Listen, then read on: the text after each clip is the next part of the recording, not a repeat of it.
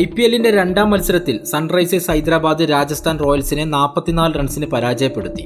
ആദ്യം ബാറ്റ് ചെയ്ത ഹൈദരാബാദ് 6 വിക്കറ്റ് നഷ്ടത്തിൽ 286 റൺസാണ് അടിച്ചുകൂട്ടിയത്. ഇത് ടൂർണമെന്റിന്റെ ചരിത്രത്തിലെ രണ്ടാമത്തെ ഏറ്റവും ഉയർന്ന സ്കോറാണ്. ഇഷാൻ കിഷൻ 47 പന്തിൽ നിന്ന് 106 റൺസും ട്രാവിസ് ഹെഡ് 67 റൺസും നേടി.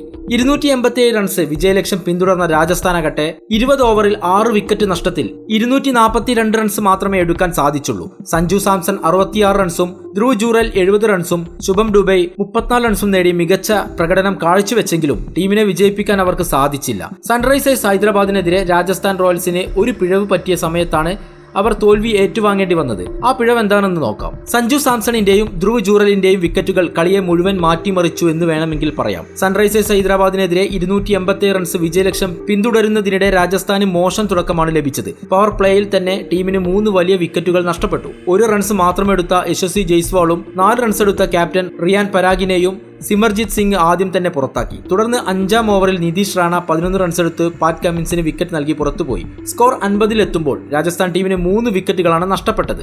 ഇതിനുശേഷം സഞ്ജു സാംസണും ധ്രുവ് ജൂറലും ചേർന്ന് ടീമിനെ വിജയിപ്പിക്കാനുള്ള ചുമതല ഏറ്റെടുത്തു. 2 അറ്റങ്ങളിൽ നിന്നും മികച്ച ബാറ്റിംഗ് ആയിരുന്നു അവർ കാഴ്ചവെച്ചത്. പക്ഷെ പിന്നീട് ഹർഷൽ പട്ടേൽ ഹൈദരാബാദിനെ കളിയിലേക്ക് തിരികെ കൊണ്ടുവന്നു.